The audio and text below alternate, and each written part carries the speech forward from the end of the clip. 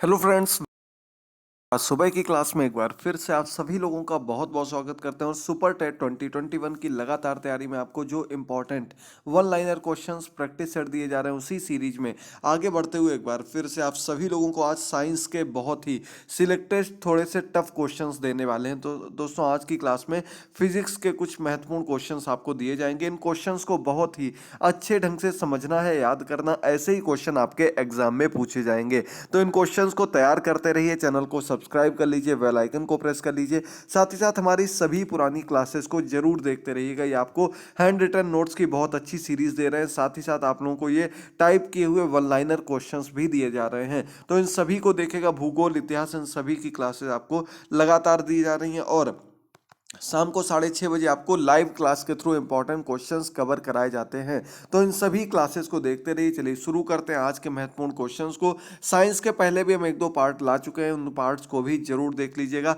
तो यहाँ पर पहला क्वेश्चन आपके सामने आ चुका है। लैंप की बत्ती में तेल किस क्रिया द्वारा ऊपर चढ़ता है? लैंप में जो आपने देखा होगा बत्ती पड़ी होती है, उसमें जो तेल ऊपर खींचता है, जब हम उसमें आग जलाते हैं यानी कि लैंप को ऑन करते हैं, लैंप को जलाते हैं, मिट्टी के तेल वाली लैंप को, तो वो उसमें तेल ऑटोमेटिक ऊपर खींचने लगता है। तो ये कैपिलरी क्रिया के कारण तेल ऊपर खींचता है। इसे केशिकीय क्रिया भी कहीं कहीं देखने को मिलेगा, केशिकत्व भी कहीं कहीं लिखा हुआ मिलता है। तो इसे कैपिलरी क्रिया कहा जाता है, जिसके कारण कि तेल जो है वो बाती में अपने आप ऊपर चढ़ने लगता है जैसे जैसे उसे हम जलाते रहते हैं। अगला सेकंड नंबर क्वेश्चन है, सुई पानी के ऊपर कैसे तैर सकती है? तो आपने देखा होगा मोस्टली जो होता है सुई पानी में डूब जाती, यही आपने पढ़ा भी है। लेकिन सुई पानी के ऊपर अगर हम तैराना चाहते हैं तो वो कब तैरेगी? तो दोस्तों जब पृष्ठ तनाव बढ़ेगा, जब सुई का पृष्ठ तनाव बढ़ेगा तब वो पानी में अपने आप तैरने लगती है। पृष्ठ तनाव का मतलब क्या होता है कि जब वो अपने भार के बराबर पानी हटाने लगेगी या उसका भार इतना होगा कि वो पानी के ऊपर सहन कर सके, पानी के ऊपर तैर सके।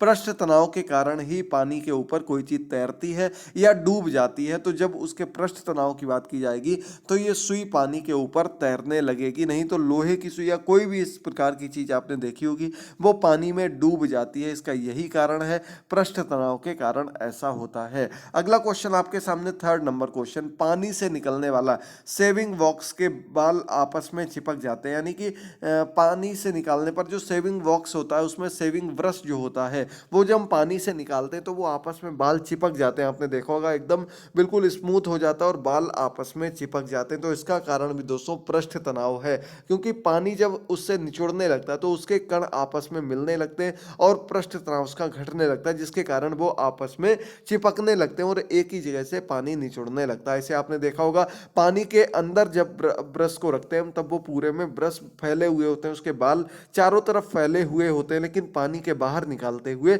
वो आपस में चिपक जाते हैं, एक साथ हो जाते हैं। अगला क्वेश्चन आपके सामने है, द्रव की बूंद की आकृति गोलाकार होने का कारण क्या है? तो दोस्तों इसका भी सेम यही कारण है, पृष्ठ तनाव। जैसे ऊपर आपने पढ़ा, आपने देखा कि ब्रश के अंदर जब हम पानी के अंदर ब्रश को हमने डाला था तो उसके बाल फैल गए थे चारों तरफ, लेकिन जैसे ही हमने निकाला तो वो अपने आप आपस में चिपकने लगे, अपने आप उन्होंने अपनी एक इस प्रकार की स्थिति बना ली कि वो पूरे चिपक कर एक ही स्थान से टपकने लगते हैं। ठीक वही क्रिया बूंद में भी होती, क्योंकि पानी का भी पृष्ठ तनाव होता है और जब हम इसे बाहर से फैलाते हैं तो फैलाने पर जो इसके आपस के कण जो होते हैं या अणु जो होते हैं वो आपस में चिपक जाते हैं और वही अणु इसको गोलाकार बना देते हैं। इसे गोलाकार बना करके फैलने के लिए कर देते हैं, ताकि बूंद एक पूरी पृष्ठ तनाव में आकर के उसका जो आकार है वो उसी आकार में आकर के फैले। अगला क्वेश्चन आपके सामने 5 नंबर क्वेश्चन, यदि लोलक की लंबाई 4 गुनी कर दी जाए तो लोलक के झूलने का समय क्या हो जाएगा? तो दोस्तों लोलक का जो झूलने का लोलक क्या होता है, आपने देखा होगा इस प्रकार का बॉल, और ये इस प्रकार से घूमता है दोनों तरफ इस प्रकार से। तो इसकी जब लंबाई हम 4 गुनी कर देंगे, यानी कि पहले इतनी, अब हमने इसकी 4 गुनी कर दी, तो इसके लोलक के घूमने पर क्या असर पड़ेगा? तो यहाँ पर दोस्तों आपको बता दें, लोलक के झूलने का समय 2 गुना हो जाएगा। जी हाँ दोस्तों, लोलक के झूलने का समय जो वो घूम रहा है इसके समय में भी बढ़ोतरी हो जाएगी और ये 2 गुना हो जाएगा, याद कर लीजिएगा। चलिए आगे बढ़ते हैं 6 नंबर क्वेश्चन पर। तो वॉशिंग मशीन का कार्य सिद्धांत क्या है, यानी कि वॉशिंग मशीन किस सिद्धांत पर कार्य करती है, यहाँ आपको ये बताना। तो दोस्तों आपको पता होगा वॉशिंग मशीन के अंदर कपड़े कैसे धुलते हैं। वो अंदर एक पहिया टाइप का लगा होता है जो कि नीचे की तरफ घूमता है, एक बार एक साइड फिर दूसरी साइड, जिससे कि आपने जब कपड़े देखे होंगे तो बीच में एक इस प्रकार का बना, चारों तरफ कपड़े घूमते रहते हैं लेकिन बीच में आपको टाइप का दिखने लगता है। ये अपकेंद्रण के कारण होता है दोस्तों। अपकेंद्रण के कारण वॉशिंग मशीन जो होती है वो इस सिद्धांत पर कार्य करती है, अपकेंद्रण के सिद्धांत पर। अगला क्वेश्चन आपके सामने, एक लिफ्ट में किसी व्यक्ति का प्रत्यक्ष भार वास्तविक भार से कम होता है यह जब लिफ्ट जा रही है, यानी कि आपने देखा होगा लिफ्ट में कब भार कम हो जाएगा, प्रत्यक्ष भार जो होगा व्यक्ति का वो कम होने लगेगा जब लिफ्ट कहाँ जा रही हो, जब लिफ्ट नीचे जा रही हो, त्वरण के साथ लिफ्ट नीचे जा रही है, यानी कि त्वरण के साथ एकदम वेलोसिटी के साथ जब लिफ्ट नीचे जाएगी तो निश्चित तौर पर क्या हो जाएगा, निश्चित तौर पर भार व्यक्ति का कम लगने लगेगा। यही क्वेश्चन दूसरे रूप में पूछा जा सकता है कि भार अधिक कब लगेगा।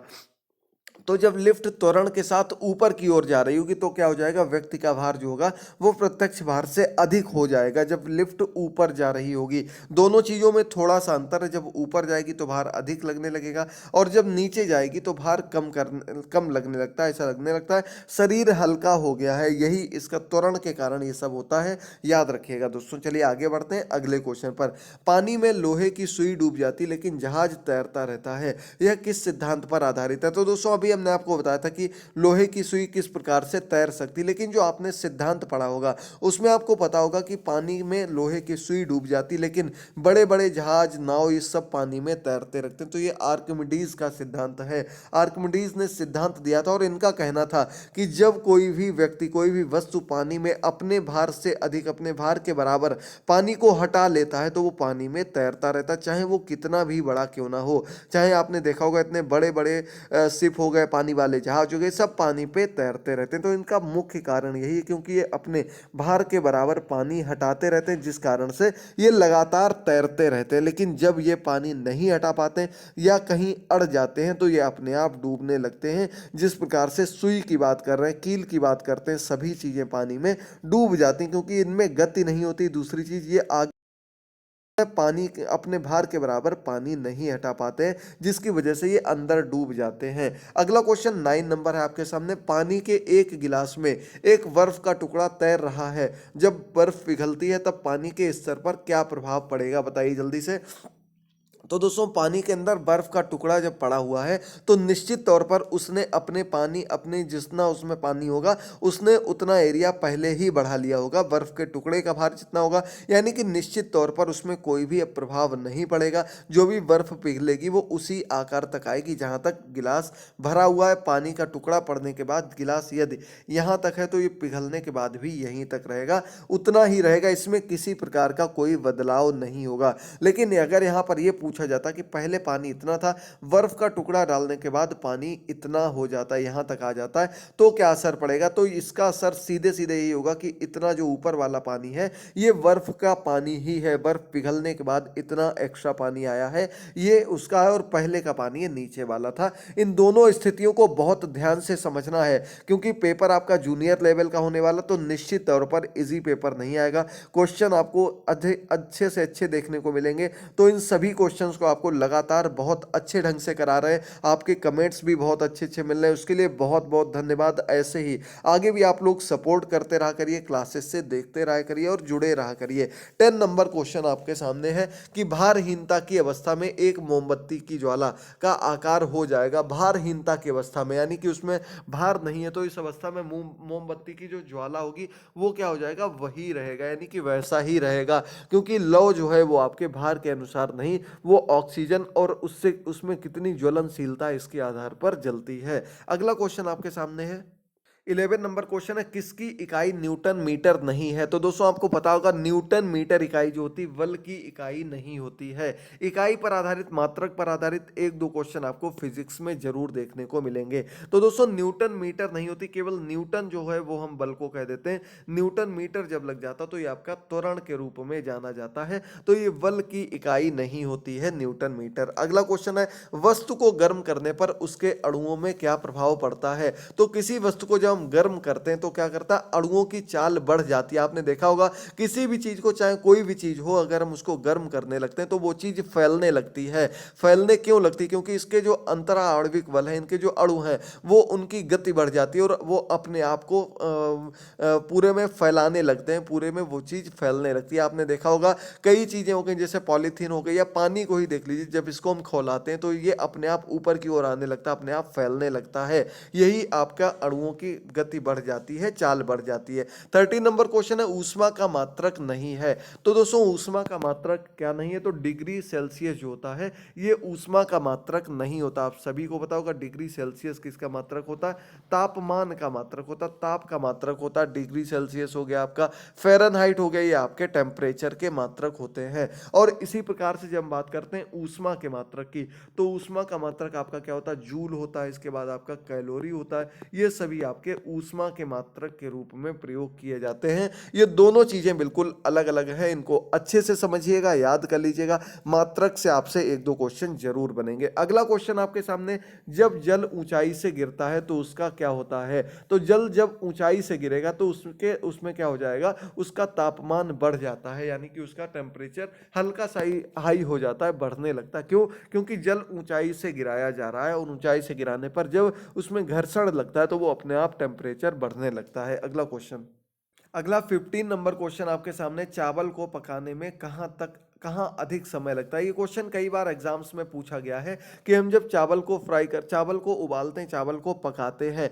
तो सबसे अधिक समय कहाँ पर लगता है? तो इसका आंसर सीधे सीधे हो जाएगा, जब हम ऊंचाई पर चावल को पकाते हैं। जितनी ऊंचाई पर चावल को पकाएंगे, जैसे माउंट एवरेस्ट को पर अगर चावल को पकाएंगे तो उसमें उतना ही अधिक समय लगेगा, क्योंकि वहां पर एक तो ऑक्सीजन की कमी होती है, दूसरी वहां पर तापमान के कारण ये चावल पकने में अधिक समय लगने लगता है। अगला आपका 16 नंबर क्वेश्चन है, वह ताप जिस पर बर्फ, पानी और वाष्प संतुलन में रहता है कहा जाता है? ऐसा कौन सा ताप है जिस पर बर्फ, पानी और वाष्प संतुलन में रहता है? तो इसे हम त्रिक बिंदु के रूप में जानते हैं। त्रिक बिंदु के अलावा इसका दूसरा नाम होता है दोस्तों त्रिगुण बिंदु। त्रिगुण बिंदु भी कहा जाता है। ये कैसा बिंदु होता है? इस पर बर्फ, वाष्प और पानी जो होता है ये संतुलन में रहते हैं, तीनों ही अवस्थाओं में संतुलन में रहता है। और कहीं कहीं इसका जो आंसर होता है 0.001 डिग्री सेल्सियस इसका मापन के रूप में माना जाता है, जब बर्फ, पानी और वाष्प संतुलन में रहता है। त्रिगुण बिंदु के रूप में जाना जाता है, त्रिक बिंदु के रूप में जाना जाता है।